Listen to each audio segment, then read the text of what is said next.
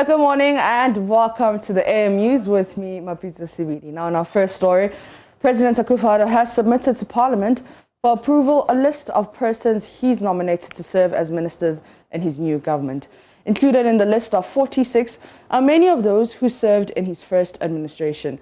A few others, such as former Deputy Education Minister Dr. Yao Edichum and former Deputy Attorney General Godfrey Dame, have been elevated to serve as substantive ministers. The number of ministries has also been slashed, while some others have been scratched. Away from that, 2 students of the Wa Xavier Minor Seminary have tested positive for COVID-19 and are receiving treatment at the Upper West Regional Hospital's Treatment Center. 34 other students have been quarantined in one of the dormitories of the school. Rector of the seminary, Reverend Father Pamphilio Tengan, urged parents who have their wards there not to panic as the situation is under control. Correspondent Rafiq Salam reports from Wa. The hands-free hand-washing equipment are made from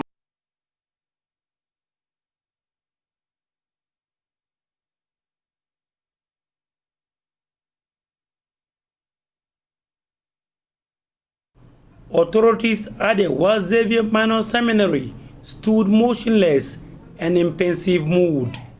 Their thoughts and prayers are with 2 of their students who have been reported to have contracted COVID-19 disease and recuperating at the Upper West Regional Hospital's Treatment Center. Rector of the Xavier Minor Seminary, Reverend Father Pamphilio Tengan, recounted what transpired. It is true that 2 students have been confirmed with COVID-19 in the seminary.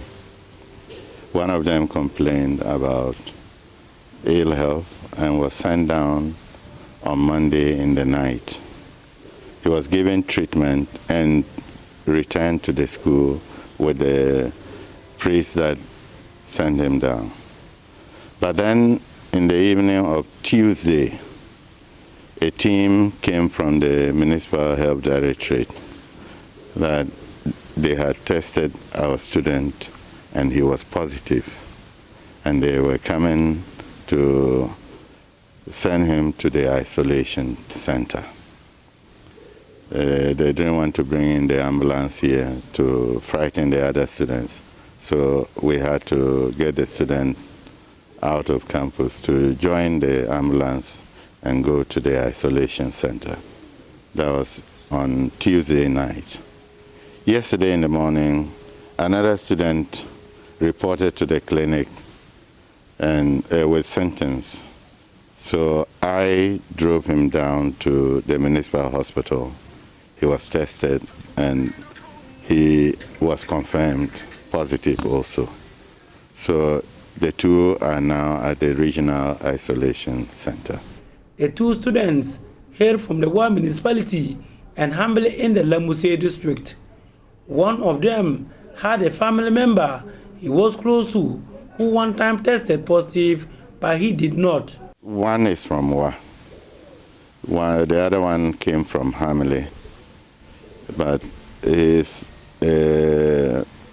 from Burkina, but he has relatives in Hamele and Tamale.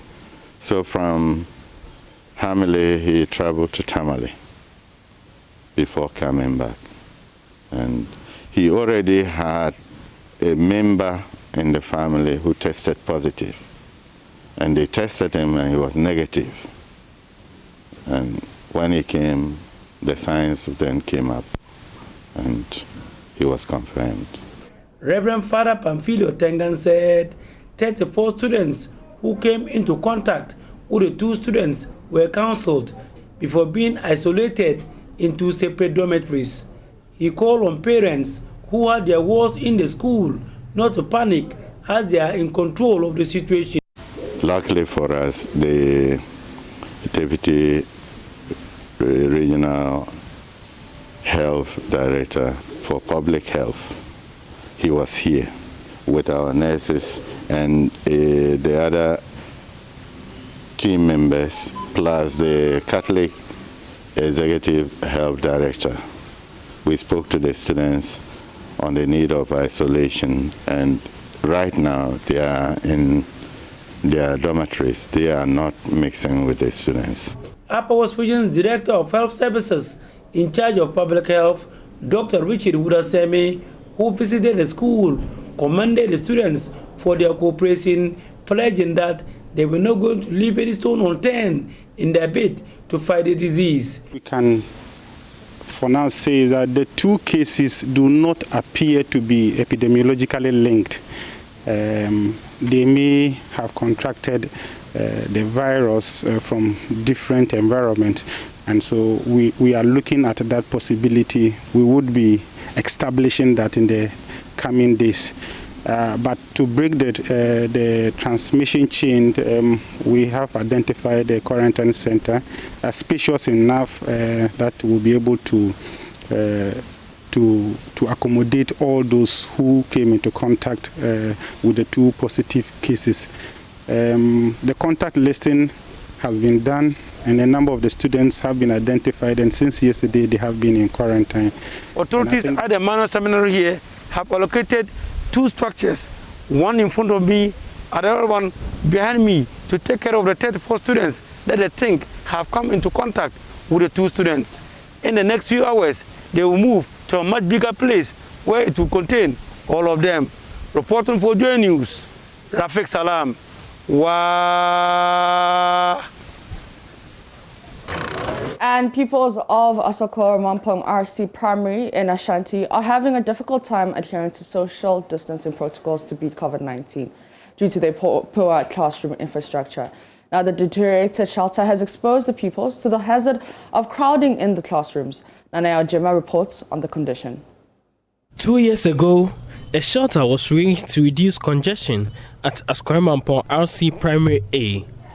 This shelter has classrooms, 7 classes 5, 3 and 2. Each class is made up of more than 30 pupils studying in this temporary structure. Portions of the roofing sheets supporting the old wooden walls were ripped off within the long COVID-19 school break. To escape extreme weather, the children get crowded in the middle of the class. Others have to endure extreme heat during afternoon classes. The situation in the school impedes adherence to COVID-19 safety protocols. Deputy Director of the Ghana Education Service, Anthony Boatin, spoke about the state of such school structures. You know, and as much as we need dedicated teachers and the children to be able to learn, they also need to create a very good working environment for the teachers and the children to teach and learn. There is a need for everybody to get involved. Government cannot do it alone. Individuals cannot do it alone. We need the support and cooperation of everybody. Across this compound sits another structure for the Asokor Mampong RC Primary B. Conditions here are similar to what persists at the Primary A. Ashanti Regional Minister Simon Osei-Mensah says an action will have to be taken to deal with the plight of the students. When you identify such problems, we sit down and talk. This is not the last meeting. This is the beginning. At the end of the day, I'll meet with the Regional Director of Ghana Education Service, who has been very, very cooperative in all these things. And then we identify the problems in general. I don't normally like you solving problems in bits. So we go and sit down. She will compile all the needed infrastructure in the basic schools. And then we will write a letter to Ministry of Education for solution. The Efijase Methodist School in the Seche East District of Ashanti had similar challenges. But the fortunes of these students have changed after a family reconstructed a 4-unit classroom block for the school. Thomas Nyakudankwa speaks for the family. The church showed us a dilapidated building, which was not, it looked like a poultry farm actually when we came and saw it. So we decided that, okay, we will pull it and build this for the kids in the name of our mother. But along the line, in the planning stage, our senior brother passed away, and subsequent another brother also passed away. So we combined the three and said we will dedicate this to their memory. So it's in memory of our mother, Ofuruwa, and our two brothers, I.K. Dankwa and Same Dankwa, who actually was a chief, a sub-chief. From Kumasi for Joy News, Nana Ojima reporting. Away from that, 4 people have been injured after surviving 2 separate near-death accidents on the Manhyia road, which is under construction. A number of shops along the stretch were also run into. In the following report, victims and residents of Manhyia are cautioning tipper truck drivers and other commercial vehicle drivers plying the road to drive responsibly and put an end to the destruction. There have been huge clamor and demonstrations by townsfolk here for this particular stretch of road from Ablekuman to Manhyia to be constructed. Now, even before construction is completed, on the once pothole-riddled road, drivers are causing destruction on the road. They are knocking down pedestrians and also destroying properties along the stretch. This here is one of the properties that has been destroyed by some of the drivers on this particular stretch. Days ago, one of the drivers who was speeding on the stretch ran into this particular restaurant, bringing to an end once vibrant business. We are at the shop. I couldn't know how the driver was driving a car. So we are sitting in front of our shop there. And the car was speeding, so we couldn't know that the car was coming to my shop. So let's say by the grace of God, we just stand up in front of the shop. I don't know. And the car crashed everything, and I have been affected on my leg, and my small boys too have been affected on his side. His chin and his leg, I can see the car crashed everything, my shop, my food, my everything. So I thank God that I and my son, we are alive. We are heading to yet another home where the family has also been affected by the speeding vehicles on the stretch. This time around, 2 of the children of this particular family were knocked down by, we are told, a taxi driver. After knocking these kids down, the driver didn't wait. He left and fled the scene. You were telling me earlier that this boy was in coma for some time when the 2 of them were knocked down. Tell me more about that. Oh, me go to hospital no. Still no coma. O friend John Paul obi ni si ohwe me ni mana wakata. John Paul hwe me ni ubekọ ejame. Na wa woso niti na wa tape me osiso mensa na wa so mensem. John Paul now is having issues with his eyes. The camera will zoom in closely. You would find that, the sight is defective now. This isn't how it was, according to the mom, and that is what everybody is saying. But because of the accident, the impact has created this, defect for him. John Paul, tell me about how you felt that day when you were knocked down. I was feeling very bad. And I thought I will never see my mother again. You find that he's blinking the eye clearly. He's having some discomfort, with the eye. Let's talk about your eyes. You were not seeing clearly. Yes. So how was it? It was very painful. So that at that time, when I raised one finger, you were seeing it as 2? Yes. You were seeing it as two fingers? Yes. And when I raised 2 fingers, you would see it as how many? 4. As 4. What message do you have for the drivers who are plying the road, who are driving with so much speed? What message do you have for them? You are lucky to be alive today. What message do you have for them? I'll tell them to stop driving very fast like that. Otherwise, they can also die one day.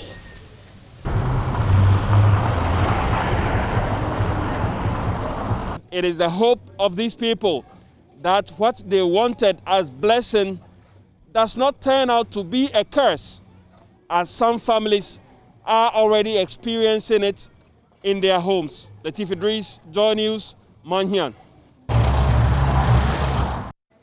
Away from that, Parliament has for a second day running postponed debates on a motion by Boku Central MP Manhyia asking the President to suspend payment of fees by tertiary students. The motion, which should have been debated Wednesday, was rescheduled to allow for leadership to agree on which specific fees the House should recommend that government suspend. The MPP objected to the motion, insisting it is flawed, but the Speaker overruled them. When the House resumed sitting to debate the issue Thursday, Manhyia South MP Dr. Matthew Poko-Prempeh drew the Speaker's attention that the specifics have not been agreed on. Meanwhile, Tamale North MP Al-Hassan Sayani claims the MPP caucus in Parliament is deliberately trying to frustrate approval of the motion. He tells Joy News the posture of the MPP MPs shows that they don't have the interest of Ghanaian students at heart. I'm concerned. I think there's some deliberate pussyfooting. I actually think that there is no commitment to deliberate on this motion. And the intention, I believe, is to take away the relevance and the urgency of the motion. Because clearly, you have been in this Parliament for some time now, and you know that motions sometimes do not reflect the resolution that is taken after a debate on it. So you can have a motion, but the debate at the end of the day will result in a resolution that will be adopted by the House. So no matter the issues anybody, and I don't see any, will have with the motion, the debate will elicit that. And at the end of the day, together the House will take a resolution, or the House will resolve on how to communicate or adopt the motion. So that is why I think that, the whole hula baloo and back and forth around the text of the motion is just to delay and, push back the inevitable, because I think it is important that we take a decision to alleviate the suffering of the poor student. Al-Hassan Suhini there. Now, the Data Protection Commission in Ghana has written to U.S. social communication firms WhatsApp and Facebook, demanding clarity on their new privacy policy, which gives the companies legal authority to share personal information of its users. Many subscribers to the two platforms have expressed worry about the new policies and the implications for their privacy. Joy News' Isaac Kofiaje has more in this report. One way or the other is going to breach our personal information. WhatsApp users have been told to accept changes to its privacy policy to allow it to share their personal data with its sister company, Facebook, and other partner companies. The move has provoked anger and prompted many to migrate to other social communication apps such as Telegram, Signal, and Ayoba. Within 72 hours of WhatsApp announcement, Telegram reported a significant jump in its subscriber base by 25 million users. The matter has caught the attention of the Ghana Data Protection Commission, since almost all Ghanaians with access to a smartphone uses WhatsApp, Facebook, or both. Its Executive Director, Patricia Edusai-Poku, speaking at the launch of its Data Protection Day, set to come off later this month, said the Commission is interested in knowing what the real intent of the WhatsApp and Facebook information sharing policy is. The privacy notice that they put out is nothing new. It's something they have been doing for the last 10 years. Facebook, like us, are trying to improve transparency. They are trying to tell us about the things that they do usually with our personal data. So when I called Facebook and I spoke to them, they said the same thing to us, that they are not adding to the privacy notice. They are just being transparent and explaining to the general public about what they can do with the information that we put on. I'm trying to get them to do a webinar with us, but of course, this is a global issue and they are very inundated. I think every country is contacting them. WhatsApp is owned by US tech expert Mark Zuckerberg, who also owns Facebook. Kofi Ajay's report for Joy News. That's it for the AM News. With me, Mapita CBD, and Newmar and Gifty continue with the AM show.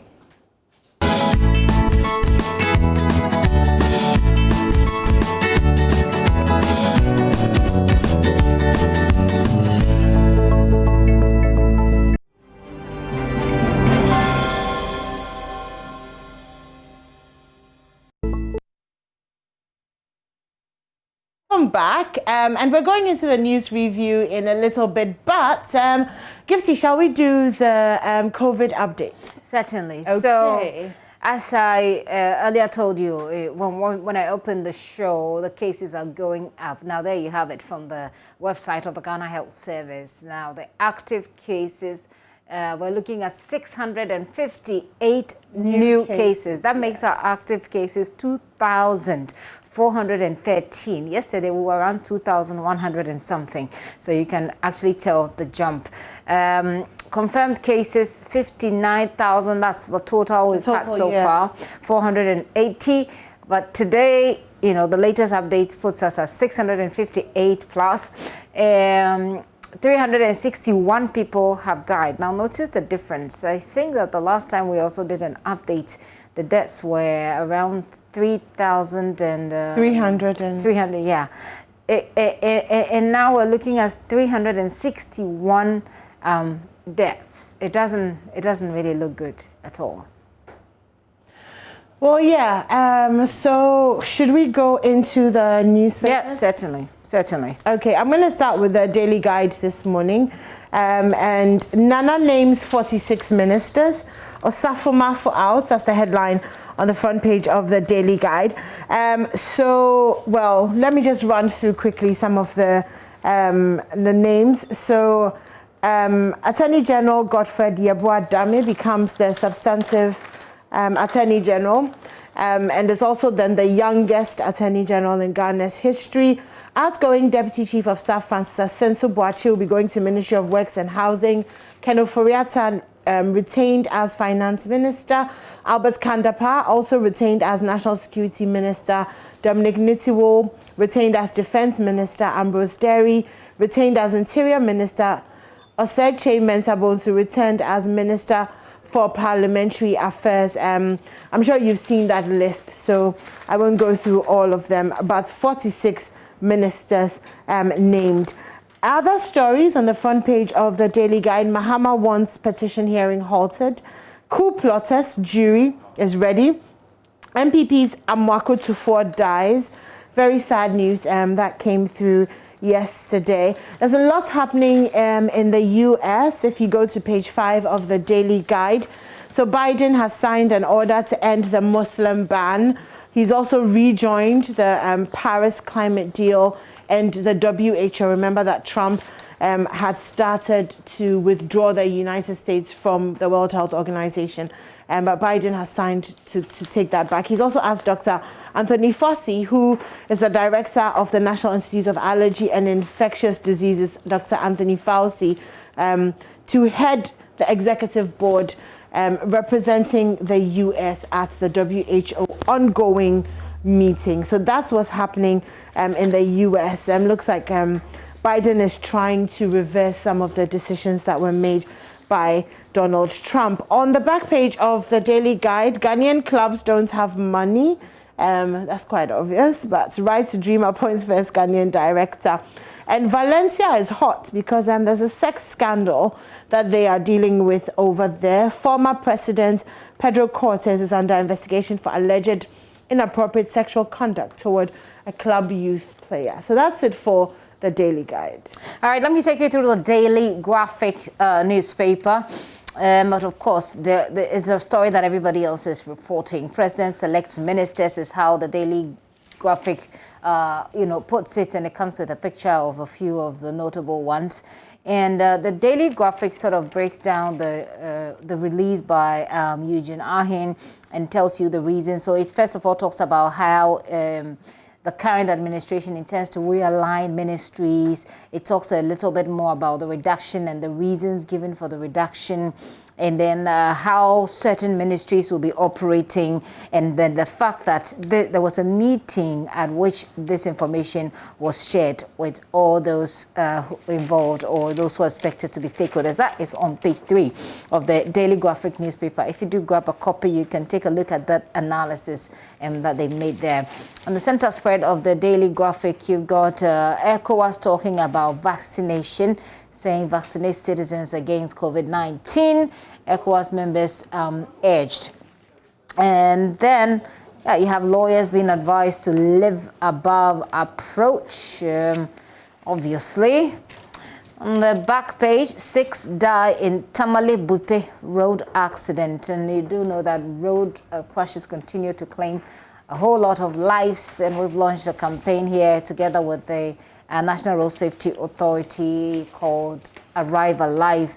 We're trying our best, and all of us have to do the rest, So 6 people have died in an accident that occurred in Paha Junction along the Tamale Bupe Highway in the Savannah region at dawn yesterday. Also, wire mesh fencing on highways destroyed as pedestrians abandon footbridge. This one is a portion on the back page. You have a portion of the wire mesh fencing at Malam Junction that has been pulled down. So this is essentially individuals. I mean, it's mind-boggling. Individuals just trying to cross the road this way instead of using whatever other alternatives they are, pulling down the wire mesh just to make their way through. It's pretty sad. I mean, take a look at the Daily Graphic. But other stories on the front page of the Daily Graphic: mourners to don special clothes for Rawlings' funeral. And on that story, you have what looks like a sample of the special clothes. Ghana they pay you. Then they've called it the official family funeral fabric produced by GTP. And false news on COVID-19 is a major challenge. Professor Tego is saying that story is on page 13 of the Daily Graph newspaper.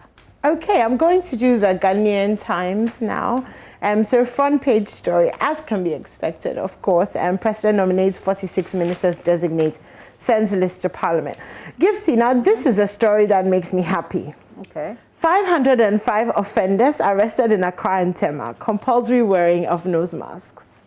And of course, I'm not happy that they're in custody, but I feel like it's a major deterrent. Message. Yes, Yeah. a major good message putting out there that, look, we are on the watch, and if you're going to go out and you're going to just not wear your face mask, we will.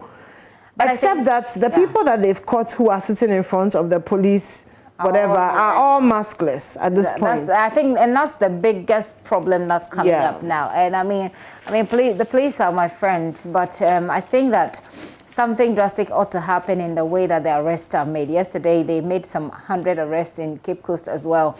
And I looked at the way that the officers were shoving, the people they were arresting. And the way, I think that the way the arrests were made were not dignifying enough. They were a bit disrespectful to the people that have been arrested. But I did ask Kojo Nyako whether some of them were resisting, because if you resist, then you give the police the chance to also, mishandle you. And he said some of them were resisting. Then they took them to the station and started sharing masks, giving them masks and put them in a bigger room, as against the first arrest we saw in Accra, where they crammed them up in a very tiny room. But why don't you just take the mask in your car when you go out there to arrest them? And you take them, give it to them, and then you put them in the car. Exactly, and arrest them, because they put them all in one bus after they arrested them and drove them to the station. Then they gave them the masks. Yeah, it doesn't really make sense. It doesn't. But yeah, we make our mistakes. And then we learn from them. Anyway, so these 505 people who were arrested, there's 400 of them from Accra, and 105 were rounded up in various parts of the Tema metropolis. So Nima cantonments, Weja, East Legon, Peshi, and Mamprobi. This is where these people were arrested. So coming to an area near you, FYI, if you're walking around without a nose mask. So that's the story. There's also government urge to set up infrastructure fund for health facilities. We are anticipating, I think, on a certain level that our healthcare facilities will be a little bit full, perhaps because of the rising COVID-19 numbers. So it's important that, we get some money put aside so that we can start to expand and perhaps finish that 8-bed facility at Kolebu. I think that's a good place to start. Daniel Daze was there a few days ago. We brought that report to you. On the middle page of the Ghanaian Times, government urged to set up infrastructure fund for health facilities. Be circumspect in commenting on SC hearing of election petition. This is Dr. Aido Jemfi speaking. He's the chairman of the National Peace Council. Reverend Dr. Eneshenje, he's admonished the public to exercise a lot of circumspection in their comments on the ongoing election petition hearing at Supreme Court. A lot of times when we don't really understand the technicalities of things and we start to comment, it's very easy to create some false information, which can then incite, tempers and all. And you know how these political things are. They're very volatile. And this is a case in court. Technically, when cases are in court, you want to, you probably can mention it, but you cannot touch on the substantive matter and discuss it in public. You put yourself very close to contempt. If you do that, yes. Okay, on the back page of the Ghanaian Times, Techiman Education Directorate supports schools to fight COVID-19 and more passengers are wearing nose masks following enforcement. So it looks like the enforcement is already working. There are much more people wearing their face masks. Apparently, it's no face mask, no passengers. That's the motto at the lorry stations. So if you want to pick passengers, then you have to make sure that they're wearing masks. So it's great to get the drivers and the mates, on board with that policy. But that's the Ghanaian Times. I have the Daily Statement to continue. Other stories apart from President Akufo-Addo naming his list of nominees. The story is on page 3, and it says that the EC has opened nominations for the Council of State Elections. It comes with a picture of Madam Jane Mensah, who is, by the way, in court. John Mahama has taken her there, and the EC and her there. The other story they have there is that Ghana School of Railways officially opens. Oh, I didn't know there was a Ghana School of Railways. And Mahama seeks stay of proceedings of election petition. NPP accuses him of time wasting. Indeed, this has been the back and forth that we've had. NDC, the NPP has always accused the NDC that they're deliberately wasting wasting time, delaying the process so they can have some sort of public sympathy, if you like, or win in the court of public opinion, etc. Indeed, Kojo Ponkrumah had indicated that they expect the NDC to file. Yeah, no, to file to file a stay of proceedings, which they have done. Politicians, they know each other very well. They can predict, do the chess. Well, apparently the NDC is using almost the same strategy that the NPP used when they were on the other side of the election petition. So it's just what it is, Yeah. Okay. We're here. All right. Medical doctor. Okay. So there's a story here that says Napo medical doctor who made history as education minister, part 2. What kind of history is it? I thought you were going to fill us in on what kind of history. Well, let's see. I'm not quite sure. This is written by Opari Jan. And, oh, wow. I see. Okay. So it says the immediate past Minister of Education was the only minister in recent times to have steered affairs without workers in the education sector embarking on strikes. Really? Okay. Well, we can have a debate on that one as well, because, this story, there's a part where it has a heading called Numerous Achievements, Dr. Prempe in Education in COVID-19 era. I see. Interesting, but we'll be talking to a political scientist, on what we have seen. What does it mean? What does it tell us of events, past events, and what to expect? So, the Daily Statesman, my favorite newspaper, by the way. After yesterday. I know, right? Because when I took the paper today, that was the story from yesterday was what I remembered. All right. So, Yes, if this works for you, why don't you just grab a copy? I just want to take a look at this page 4 story on the Ghana School of Railways. I'm not quite sure exactly what it's supposed to do, what it's supposed to achieve. It says it's at the University of Mines. Okay, well, the School of Railways and Infrastructure Development, which is part of the University of Mines and Technology, TAQA, has finally started operations. Okay, all programs being offered by the school are engineering courses. Oh, that's interesting. Yeah, that's interesting. I mean, if we're planning to revitalize and expand the railway sector, you know, it makes sense that we start to educate some specialists. I like the sound of that. I'm not always, as much as I believe in bringing in expatriates, you know, to handle some things when, you know, we don't have the human resource. I also believe in, you know, empowering our own to run, you know, our own stuff. I think that we need to really get to that point where we're doing that. But should I just go to the Ghanaian Observer then? Yeah. Okay, so Akufo-Addo outdoors ministers for second term. Mahama wants election petition hearing stayed. Like you said, Kojo Nkrumah says election petition expedition doesn't sacrifice justice. No deputy regional ministers in Akufo-Addo's second term. We read that from Eugene Ahin's communique yesterday. Nominations for Council of State elections opened. And in the middle page, NPP asks Speaker Bagbin to remain impartial as it maintains majority. Mahama's lawyers are creating media spectacle for election 2024. That's Kojo Nkrumah. That's the middle page. And on the back page, of course, football. Ronaldo becomes top goal scorer in football history. 760 goals. But apparently there are actually a few people who are saying that there are other people who scored more, except that they weren't captured. So there's a little bit of contention there. But for captured goals, we have Ronaldo at 760. And Ghana job not done in 3 months, according to German coach Bernard Lippert, who believes that he will need more time to make an impact in his role as Ghana's technical advisor. That's it for the Ghanaian Observer. I have to find our newspaper. Find our newspaper also reports on President Akufo-Addo's list, but captions it, the wait is over. The story is on page 8. It comes with pictures of some of them. Notable among them, Kojo Nkrumah, the information minister designate Godfrey Yeboah-Dame, Ayakoboche, Dr. Yao Dichum, my very favorite as education minister. And then it breaks it down and says 30 sector ministers, 16 regional ministers designates named. Other stories, cancel 3 salt mining leases, granted electrochem. That's according to Adar Priest. Nurses and midwives want to be tested.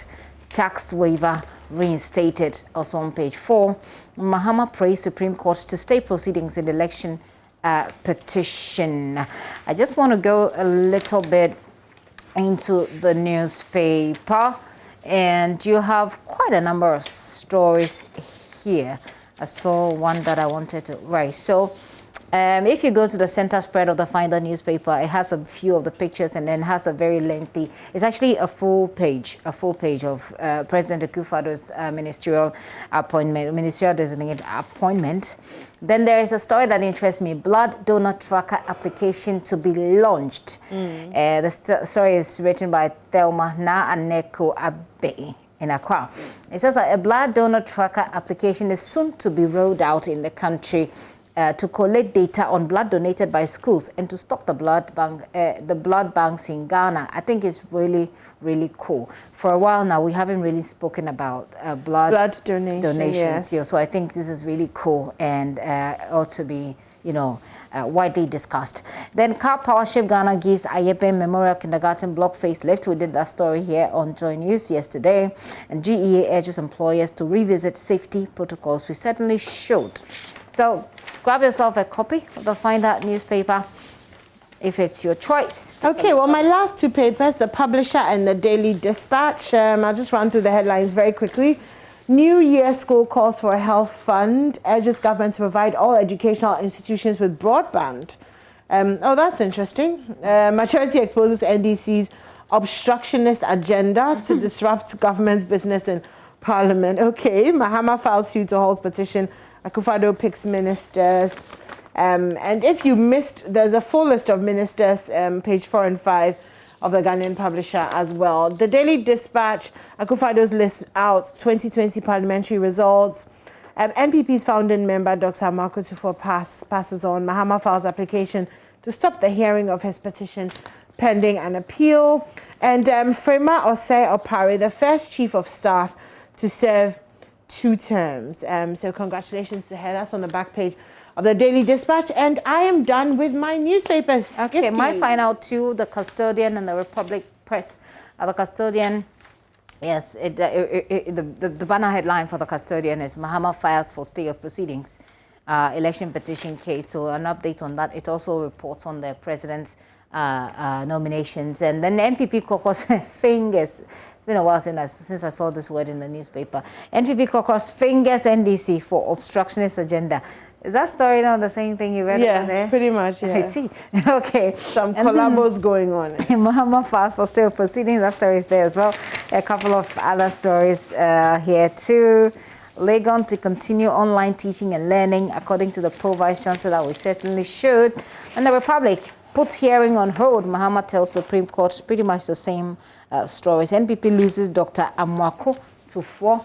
That's a sad one that came up yesterday. Most of the newspapers aren't even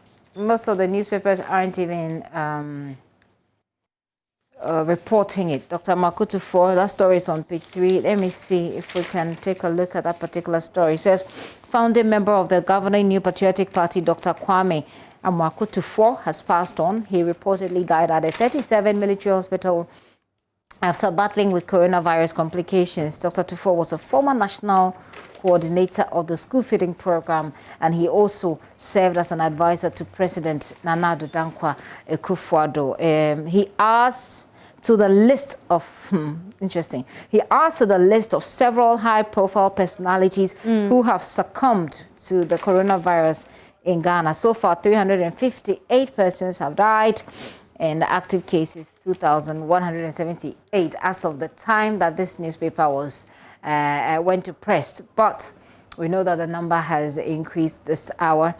Dr. Kwame Tufo was an accomplished academic. He was a politician, a businessman. He talks about when he was born and where he lived, where he graduated, and the businesses that he did. May his soul rest in peace. It is not getting any, exciting. It's getting uglier by the day. And maybe a little bit totally unrelated, because we're not sure whether he had COVID-19 or not. So that's what the newspaper is reporting. Okay, I saw this meme a few days ago which said that the numbers are turning to names, and the names are turning into people we know. Yes.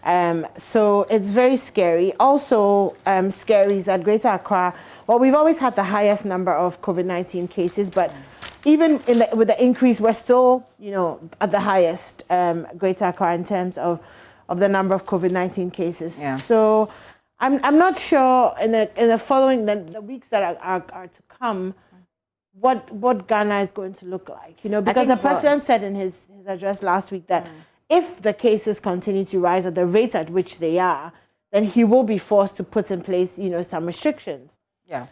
So we don't want to obviously go ahead of him and, start to talk about that and say that, okay, this is what's going to happen. But it is, for me, and it's a personal opinion, it is looking like that's the direction we're heading in.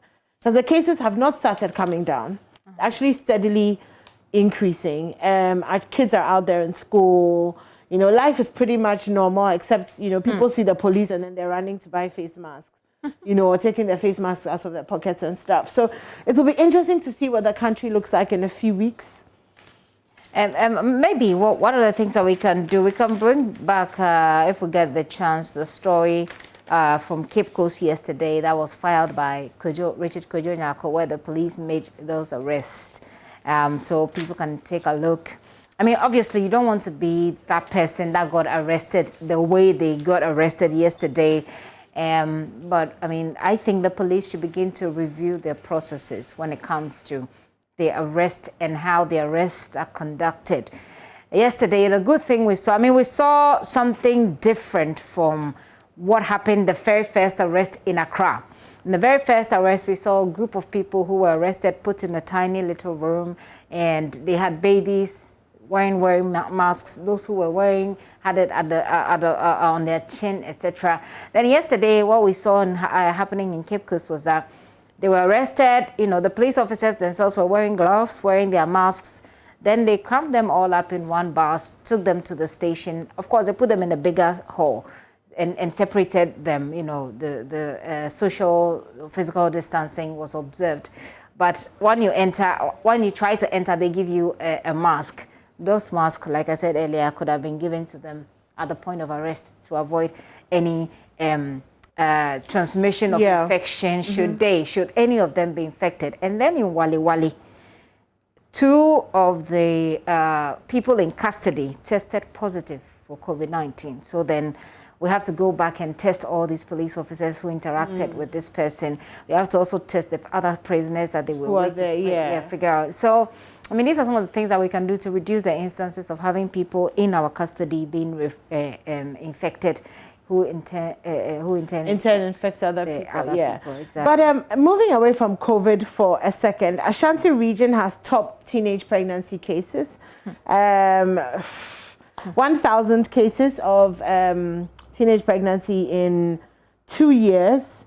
So what does the story say? Okay, it's not actually a story. It's a breakdown of the statistics. Okay. So there's 128 cases in upper primary, JHS 783, and then 310 cases in the senior high schools, which brings us to a cumulative figure of 1,228. For which period?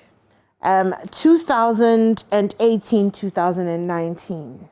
So they're now collecting the data for 2020, but she's expecting, that's Miss Hannah Mponsa, she's a regional girl child coordinator of the GS, is expecting that that figure will go up. I do too. Because of the COVID-19 wave, the lockdown, the shutdown of schools, and the teenage, and all of that. So they feel like, you know, kids had a lot more time to get into all these things. Are we talking to our children about safe sex? I'm wondering, because I know that we're very hard on celibacy, we're very hard on sex, don't have sex before marriage. And they hear that a lot in the churches and in their schools, but are we also teaching them safe sex? Because obviously, they're not really listening to us, are they? So of course it becomes, and it's always been the argument, you know, do you provide them with the tools for them to have safe sex, or do you dig your head in the sand, bury your head in the sand, and say, okay, no, they're not actually, because they're not. I know, I get that. I have a very different opinion, by the way. I'm sure. I would be surprised if you did it. Yes. I know. We can talk about my opinions later. But yeah, Anymore is the one that has kids. I don't. It doesn't mean you can't talk about it. I will talk about it. I mean, I do talk about it, but my opinions are different. But I'm saying that perhaps my opinions are influenced by different things as they are as yours. Exactly. But the WhatsApp line, and we want you to get interactive with us, be a part of the show. This is your show, by the way. It's 0540-109-009. COVID statistics are going up. Many more people have died. Over 600 new cases have been reported. Our active cases now 2,413. As scary as it is, let's wear the mask. It's not too much. Let's wear the mask. All right, so we're wrapping up on this part. We'll be doing sports after this, and this is the AM show. We're brightening up your morning. Hopefully, if we are not, send us a message. Let's know how we can do that better.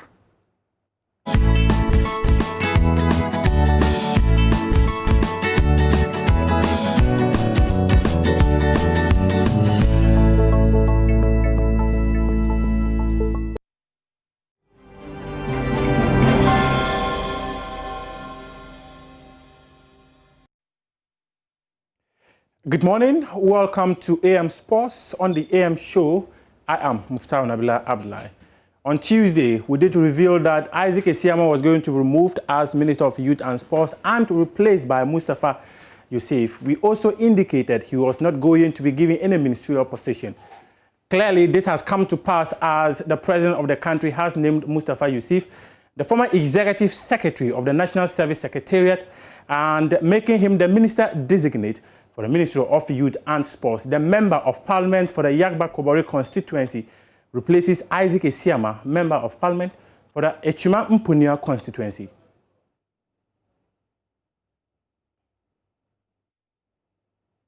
And now let's do some politics in relation to football. Yesterday, the Ghana League Clubs Association re-elected Kudjo Fiano as the chairman of the association for the next 4 years. His competitor, Isaac Kumsin, got 41 votes, whilst Mr. Fiano got 71 votes. Joy Sports' Haruna Mubarak was there and filed this report.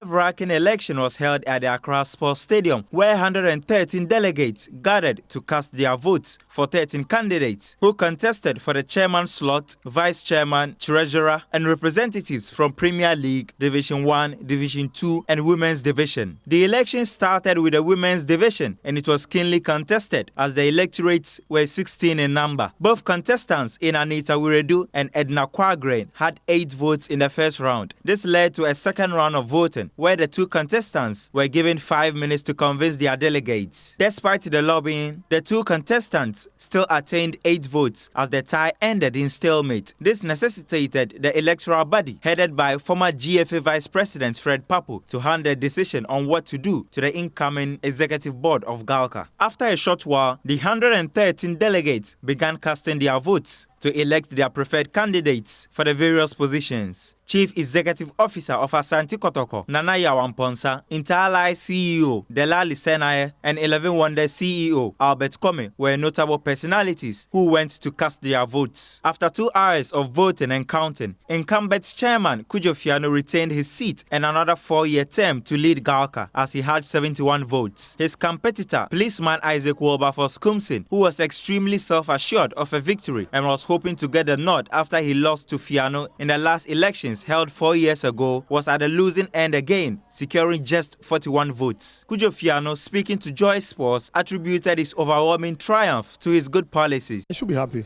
if you win any contest, a well-fought contest. What do you do? It's natural that you'll be happy. So I'm happy. But then, whilst being happy, I'm also mindful of the responsibility ahead of me. You had over 70 votes. What did that trick for you? Good policy, good message. I concentrated on issues without allowing my attention to be drawn to other things.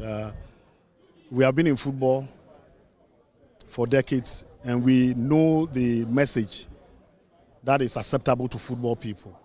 When you are dealing with football people, you should weigh the message that you carry to them. And I weighed my message to them, and overwhelmingly, they accepted my message. And then the program that we all have for GALCA. They also appreciated, especially the challenges that we faced in our first tenure. It was not by exaggeration to say that, oh, things happen, and Ghana football virtually was on its knees. And NAS came and gone. Then COVID is here with us. So it wasn't a roller coaster type of administration. So the football people understood our message and decided to endorse us. Fiano will be assisted by John Ansa of Ebisian Dwarfs, who got elected as vice chairman after he defeated Alex Akume by 66 votes to 47. The Ghana Premier League will be represented by Edmond Aka and George Ofosuhene. Linda Ansong of Liberty Professionals also humbled Justice Boyson with 90 votes to claim the treasurer position. Division 1 will be represented by Eugene Noble. Division 2, Emmanuel Opoku as its representative. GALCA is a welfare body of football clubs in the country.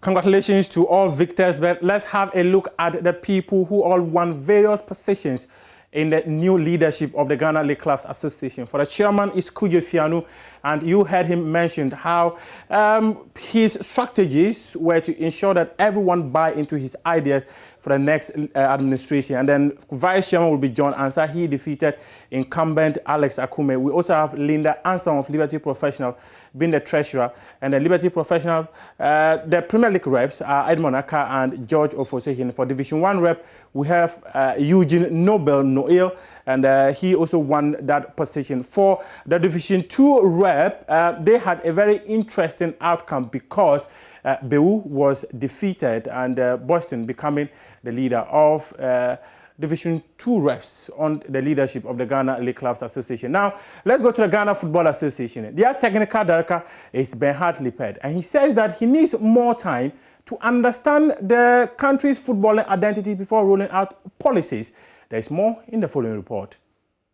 The German has been in charge since October when he was appointed as a replacement for veteran Ghanaian coach Otia Kenten, but he is yet to properly take charge and fully run the directorate.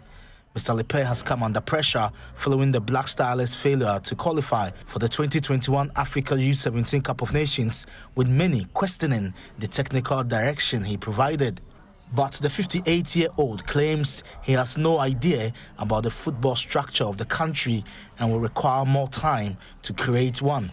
3 national teams where the players really get a structure how to learn professional football after the national football philosophy of Ghana. Okay, so are you bringing a different system? I don't know. I told you before that I have to make an assessment first and have to find out the identity. I don't know your identity of your country. When I found it out, I will see, but for sure we need some changes.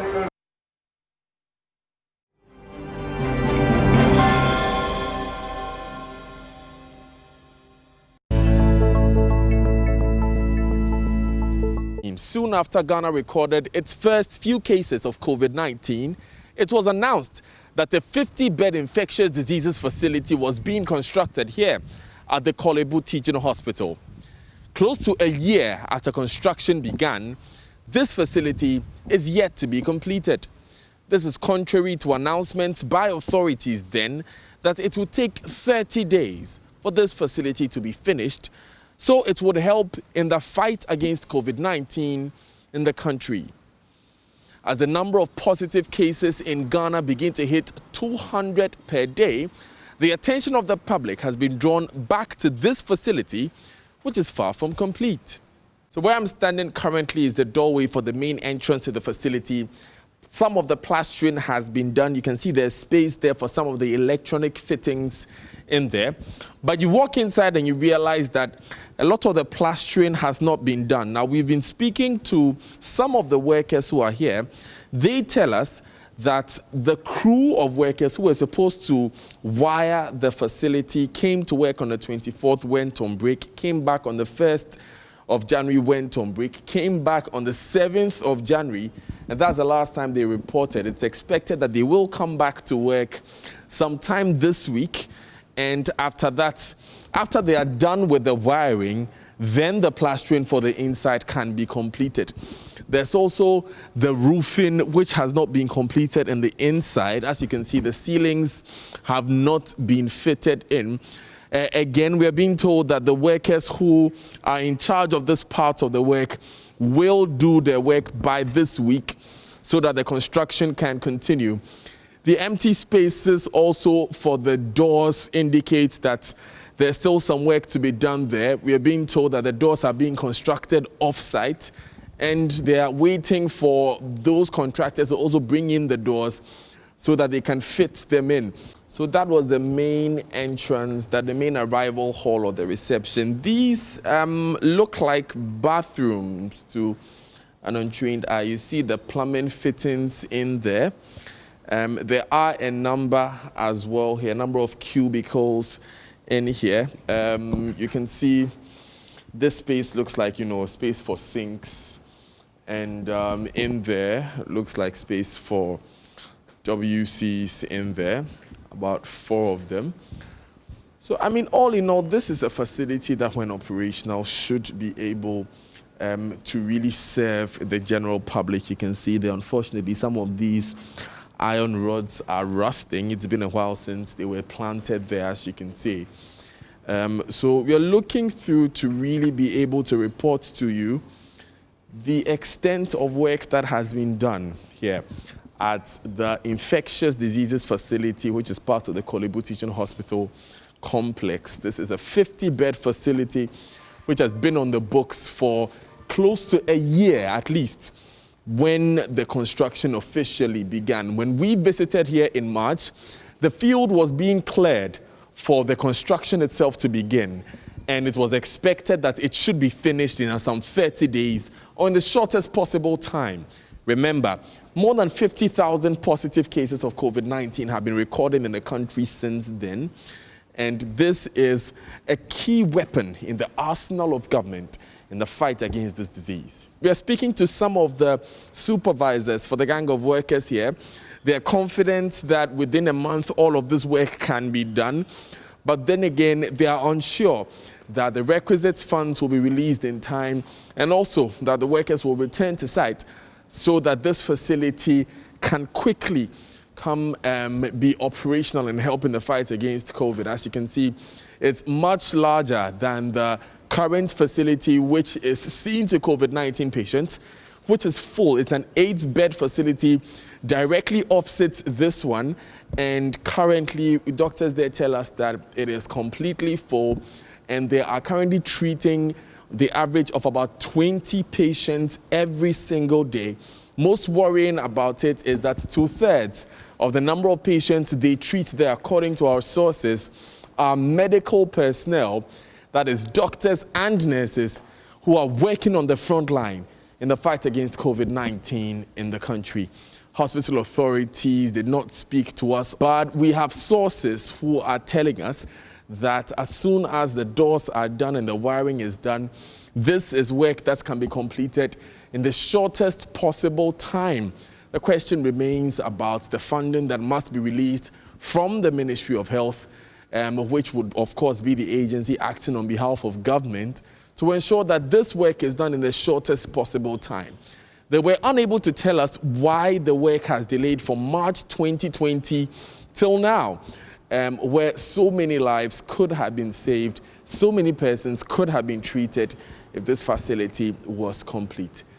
For Joy News, this is Daniel Daze at the Kolebu Teaching Hospital.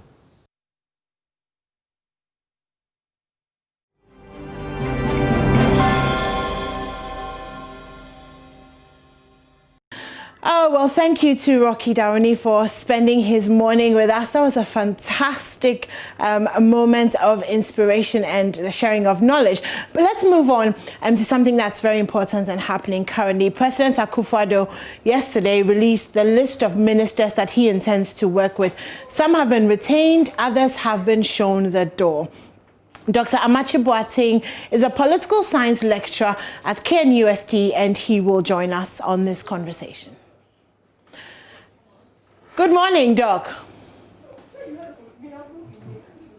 Well, thank you for giving us this morning. So when the list came out and you went through it, what were some of the initial names that jumped out at you? Let me say good morning to your viewers and express appreciation for this opportunity. We really we're looking forward to, the big names, Alanche Martin, Dan Kogu, Buke, they all did come, the finance minister. I mean, they've all done a great job. So we're not surprised at all that they are all retained. But then we got an understanding that a different mindset is at work at this material moment, the second term of Nana Dankwa Akufo-Addo's leadership here in Ghana. And in a way, there has been some policy learning. He was going ahead to, or he's going ahead to maximize the gains, attained in the past 4 years. Somehow, he put up some information, and in that, we got to know that he's coming out with a leaner government. He's cutting down the number of ministers, and then the merging of some of the ministries too. So this rationality did dawn on us, and eventually the implication was that some ministers definitely were going to go. You want to look at it from our angle and say that a team did an evaluation of the work of everybody, and those that he thinks, not necessarily that didn't do well, but those that he thinks have the capacity, the technical skills needed this time round to, work with him and consolidate the gains are definitely those he will retain. So I think this is a sense that I get of the rationality behind the new list, which is out now, and we relating to the Education Ministry, has come out as a body whose work the president admires so much. He retains the two of them and make them all substantive ministers. It's big. So these are some of the initial, stuff that came to us when the names came out. Hello. Can you hear me? Yes. Okay, so with the Education Ministry, for example, you talk about the fact that he retained the two of them. So obviously they did well. But what's interesting is that even though he retained the two of them, he did move one of them to the Ministry of Energy. So the question that is on my mind is that, is it then a matter of skill, or is he rewarding loyalty? Because, for example, education and energy are quite different. I feel like it may take a different set of skills to be able to run those ministries. So are you then rewarding loyalty, or are you putting the best people or tying the best people with the best positions? Generally, as a minister of state, you need leadership skills that should apply, properly, irrespective of the particular place you find yourself. You are not necessarily going to be, the person to directly, physically man the issues, specific issues, policy implementation. You are not going to go down there to get things done. But generally, as a minister of state, you need leadership skills. You need general technical skills to get people to do what is to be done to achieve the stated objectives. So I like to believe that these qualities definitely did manifest in the Education Ministry, and of course in several other ministries. But then in education, you see, the flagship program was such a challenge, a daunting task at that moment. Who gave Nanado any chance that he was going to be able to surmount the challenge he himself had taken up? I do recall that he did appear on a BBC program, Hard Talk, and over there definitely certain issues came out. He was not ready with several questions that were asked, but that notwithstanding, when he got the opportunity and he appointed these two gentlemen to lead the charge, they've executed their mandate with excellence. So they have demonstrated those skills that could be deployed elsewhere. So it's not just loyalty. I think it's in the demonstration of skills, leadership, the ability to get things done, in a required manner. I think these are the stuff that have manifested, and those are, being exploited again. Do you think that the reduction of numbers, and when it comes to the ministers, is a purely political movement to assuage the masses because, we complained about the number, or is this perhaps a more efficient way of running government, having lesser numbers? Generally speaking, political scientists examine big governments from different perspectives, and then small governments. When you have a big government, the government sends a signal, and the understanding is that you're going to have the state lead in the developmental agenda of the country. When you have a lean government, the state is going to follow the private sector in the execution of the developmental agenda of the country. So big governments in themselves are not necessarily a waste, the way we put it. It had to do with the strategy of the government to bring about development to the people. It has to do with that. Okay. And we want to give Nana Akufo-Addo the benefit of the doubt. This time around, he put out, foundation is laid, and he's going in for consolidation. So yes, he realized that financial issues are going to play out. So he himself has a vested interest in sort of optimizing the resources available. And one way of doing that is to come out with a smaller government. Now that the foundations of the various flagship programs have been laid, I think he's ready to go with the leaner government. I mean, he did say that some of the ministries that he had scrapped or some of those he had asked to step down had finished the work that had been set out for them. So I completely get your point there. But, you know, another thing that interests me is the Minister of State that will be designated to look and oversee state-owned enterprises and push that forward. And we've talked about, obviously, how privatization, there's been a lot of privatization over the years and how we've really lost out on a lot of Nkrumah's vision when it comes to, you know, state-owned enterprises and what we can do, what the state can do for us. What are your thoughts on that? Are you perhaps as tickled by that as I am, or it doesn't really excite you? I really move beyond the emotional response, but then I look at the challenge that Nana Addo has taken up, because historically, SOEs in Ghana have not done well. Generally in Ghana and also in Africa.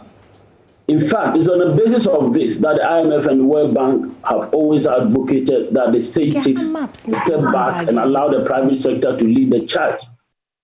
Nana Addo is significantly a different person. The political party that, you know, nurtured him, you know, ordinarily should not produce the Nana Addo that we see now. Someone who goes in for a large government, someone whose policies are tailored to meet the needs of the grassroots. You wouldn't want to say populist policies per se, but he goes in for, you know, social-oriented policies. And so, you know, a sense you're thinking, he appears, I don't know, I've not spoken to him before, but he appears to be an admirer of Nkrumah. He believes the public sector can do well. The SOEs, and we have now a whole ministry, you know, to see to the SOEs. It's also a signal he's sending, irrespective of the fact that he's giving us a leaner government. He's still interested in pushing a particular agenda to let the state lead the developmental, you know, implementation of the policies to bring about development, you know, to the good people of Ghana. And so I think that is the understanding there. But the challenge is making it work. This whole mindset of people going into public office to personally appropriate public resources is still with us. We call it the politics that is going to bring about the development. Are people going to be able to, you know, exercise that self-restraint, given the fact that governments in the Fourth Republic have not been able to really instill that discipline into their appointees? Governments in the Fourth Republic have failed on that. And we realize that the office that is to ensure accountability have always been struggling to get, you know, public officers to do what is expected of them. And certain governments have hardly taken a hard, you know, a situation, a hard look, a hard response at infractions coming from the appointees. So to me, that is the challenge. So let's move to what is going to be like in Parliament in the next few weeks when the approval process has to go. Now, we know that we have an equal number of NDC and MPP parliamentarians on the approval committees. How do you envisage that the approval process is going to be like, or the vetting process? Especially the NDC have a very loud voice, you know, and these are the president's nominees. What do you envisage that being like?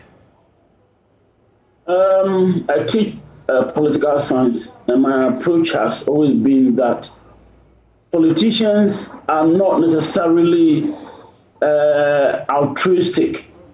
Like all of us, they are all self-interested individuals. But then the dynamism in democracy brings pressure to bear on them to address themselves to the public good.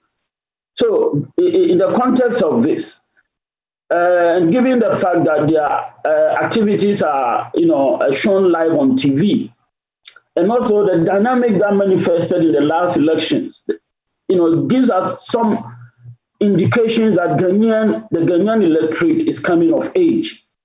And so if you sit in Parliament and an issue that Ghanaians consider to be of a public interest, and you pitch yourself against it unnecessarily, I expect you to be punished. come the next elections. And definitely politicians are afraid of the next elections. And so they are not going to have their own way. They are going to be forced to, this time around, serve Ghana's best interest. I think when a policy is good, they will move, as a team to address it. When a policy has issues, there will be spirited, arguments and disputations, and at the end of the day, the right thing will be done. All right. Well, thank you so much for joining us this morning, and thank you for your thoughts. That's Dr. Amakye Boateng. He's a political science lecturer at KNUST. Well, we're moving straight into our relationship conversation this morning, and it's an interesting story. And take a listen to this, and when we come back, we will have that conversation. Married to this woman 25 years ago. She came into the marriage with 2 baby girls, and I've taken care of them all this while. I don't have biological children. Now it's 2 weeks to the older girl's wedding. A wedding I've partially sponsored. Yeah, I've spent almost 30,000 Ghana cedis already. Now, my stepdaughter wants her biological father, who abandoned her for 25 years, to walk her down the aisle. And when I complained to my wife, her mother, she told me to stop being petty and let the girl have her way. Anyway, I promised to give the girl 40,000 Ghana cedis to cater for her wedding reception, but I've changed my mind. Now, mother and daughter think I want to mess up their day. Well, am I being petty with this latest move? Well, we'll take your thoughts when we come back, and we'll have that conversation, so don't go anywhere.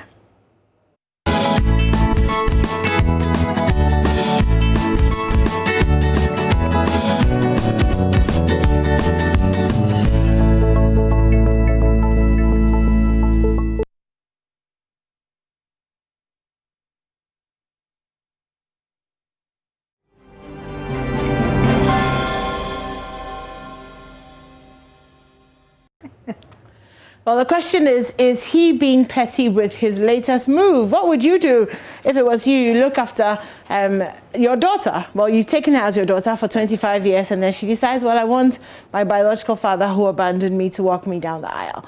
Sounds like a tough one, doesn't it? It's not.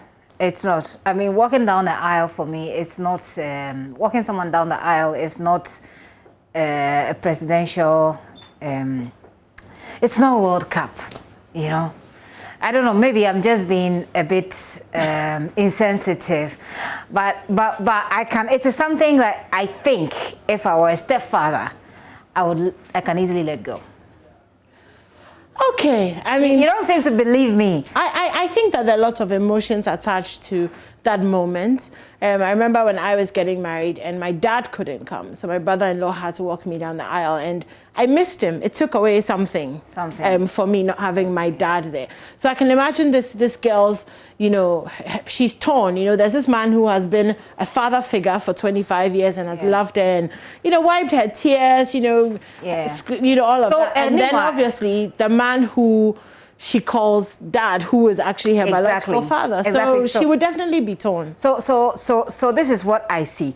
It depends on the relationship between the two, between this woman or this woman who's getting married and the stepfather.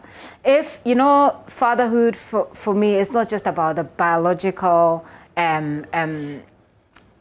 it's not just biological, it's much more than biological. So you can have a child, but someone actually fathered the person and actually was the father for that person. Well, yes, and now she's saying, I don't want you who gave me 25 years of your life. Maybe they don't have that relationship. But they have the relationship where she was happy for him to pay 30,000 for the catering and stuff, and then pay 40,000. That's money. If you have pay her school fees over the years. We give honor to whom honor is due. Do you know that you can do two things? You can love somebody. Both of them walk you down the aisle. You can love somebody anymore because you are actually in love with them. You can also love them because of the material things that comes with loving the person. So, but this is not an in love situation. I know. Father-daughter. Exactly. There has to be love. The point I'm making here is that it's possible you can take care of somebody because it is necessary. the person has become your responsibility and it is necessary. You see it as a necessary contribution. It's your responsibility. You have to do it. And there's a difference between doing it because it's a necessity and doing it because you really, out of your heart, the emotions you have for the person wants to do it. So I'm saying that this man could have taken care of this lady, but was it a necessity for him, or did they really bond? Because I get a sense that they didn't bond. But this is my opinion anyway. Okay, but my opinion is obviously very different from Gifty's opinion. Which is amazing. As is necessary for life. But we have some callers. Should we go to Candy at Spintex first? Okay, Candy, good morning. Good morning, dear. Hi. So what do you think about the story, and what do you think the stepfather should do? Seriously, I really feel sad for the stepfather, okay? You know, for you to take care of someone for 25 good years, not even a year, not even 2 or 3 or 6 or whatever, 25 good years, that's what you are talking about here. And another day, this girl sees she has something else. Okay, fine. She wants her biological father or whatever. Okay. Now, because I promised her some amount of money and I've changed my mind due to one of two things. No, I think it's fair. He shouldn't give it to her. But Candy, what if she really didn't, this man didn't really take the time to bond with this girl? So all along in her life, she's been, so all along in her life, she's been looking for the father because she didn't get the father in this man. Do you know, sometimes, when do you think if the man is not good enough, do you think this lady would have been with this man for that past 25 good years? Even the woman herself.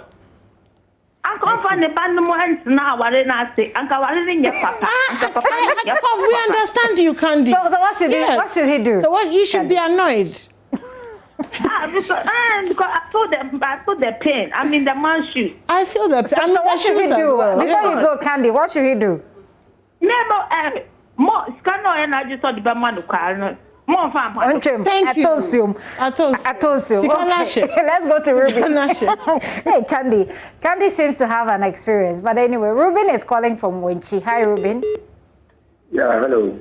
Ruben, so what do you think about the story, and what do you think the stepfather should do? Yeah, thank you very much for this opportunity. I think the dad has been very ungrateful to the dad. In fact, he stated something in the past that if you, the figure of this for, he actually loses the right of being another favor. You understand? This is the father who has treated you like his own daughter. Thank you, Abba. And this is the only chance you have to also show him to the world that this is his father. And you are now telling me you have a father somewhere. Well, fathers are meant to be responsible. So, and these are some of the responsibilities of fathers. So if you think you now have a biological father, then you should come and occupy his biological seat and perform his biological duties. It's very simple as that. Exactly. Are you saying the man, the biological father should all the school fees? If he can pay, he should pay. That's fine. He should pay. Okay. So let's go to Lottie at Lakeside. Hello, Lottie. Yeah, hello, anymore. Hi. So what do you think about the story, and what do you think that the stepfather should do? Well, I think the woman is being mean. The woman is not being fair to the husband. Okay. So what should... All this, well, look, the man has been taking... Look at the university fee, all that he has paid. And you expected... If you knew you wanted your father to take you through the aisle, you should have done that. And told the man that, hey, when it's time, I don't want you to do it. So that the man will just stay aside. And after allowing him to pay all that, I mean, the lady is not being fair. The mother, who is the wife to the woman, is equally not being fair to the man. Well, Lottie, thank you very much for your thoughts. You guys all seem to be on the side of the stepfather. Sheriff is calling from Medina. Maybe Sheriff has a different thought. Sheriff, are you with me? Yeah, please, I'm with you. In terms of the opinions? Yeah, I'm with you. That's right. That's right. What do you think? There's a proverb in Twi. Yes, go ahead, Sheriff. There's a proverb in Twi that says that if we trap together, we... Sheriff, I'm losing you. Can you say that again? I said, when we set traps together, we then check up the traps together. Okay, Sheriff, we can't hear you very well. So please. I suspect sabotage.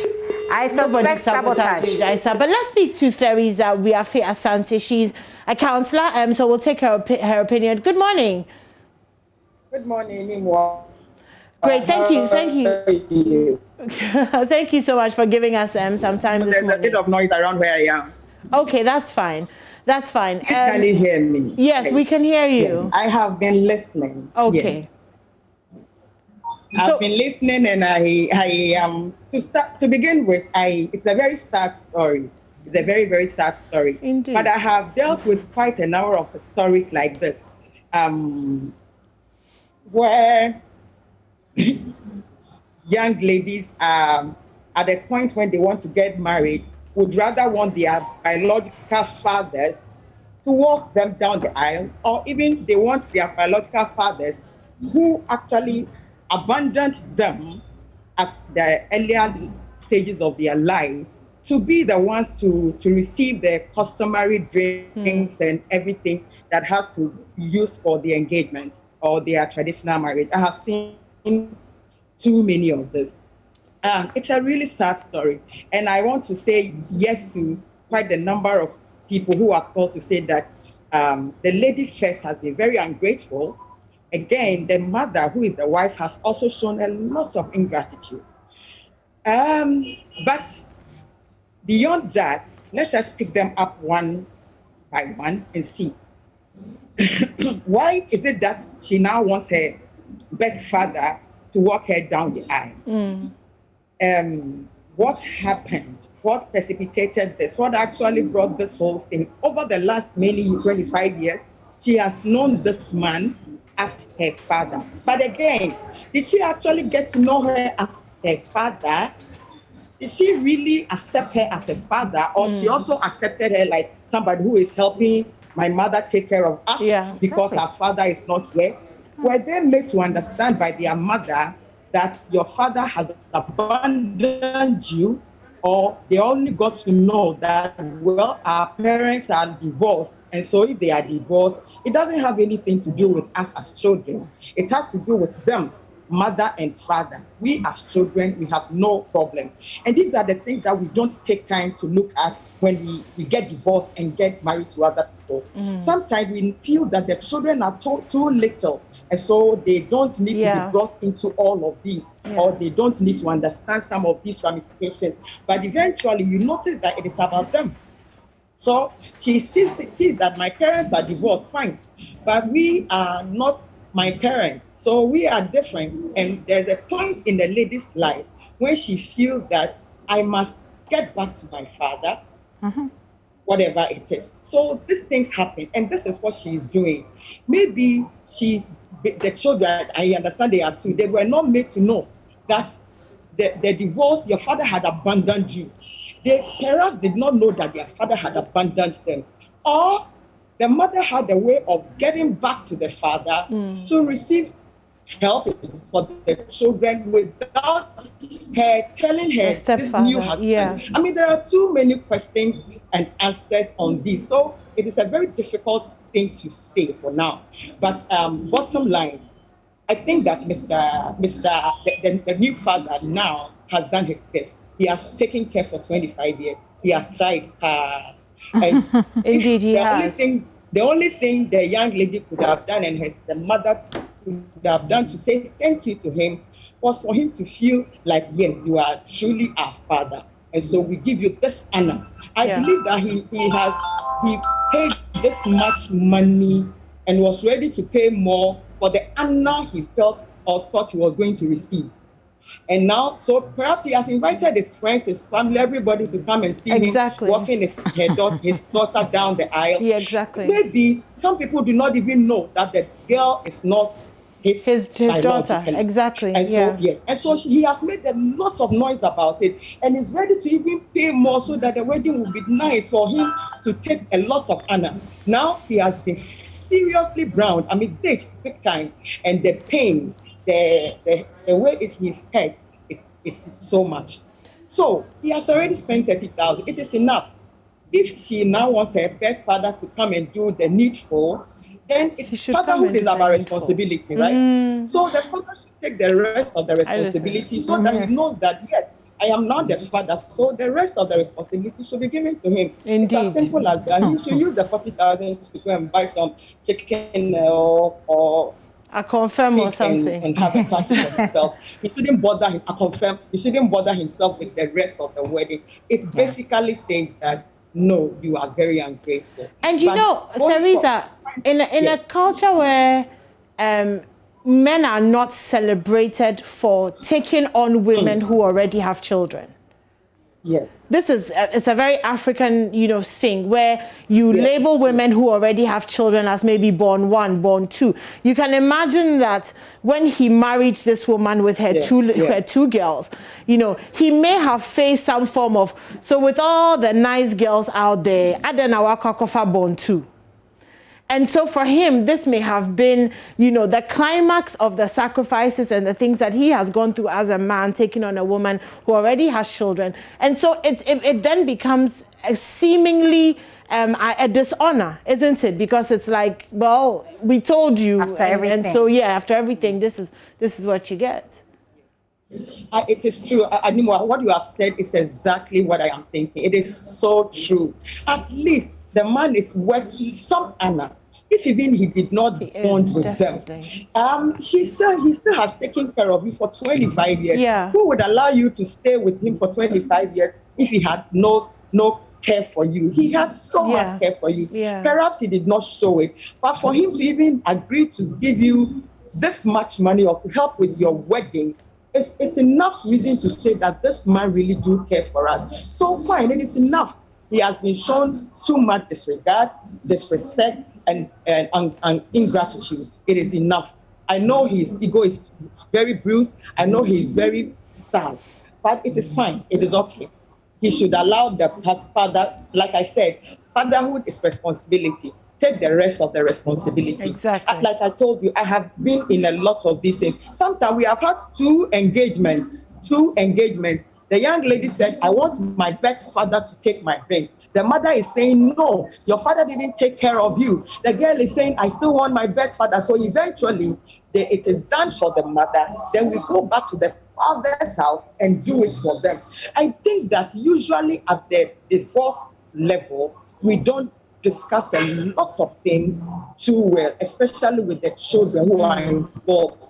So they are just left there and they don't know what to do. Going forward, I think that when we get divorced and we are getting into new relationships, the children, we think that we don't want to drag them in, but there is an age where they should get to understand a few of the things that happened. Yeah. So true.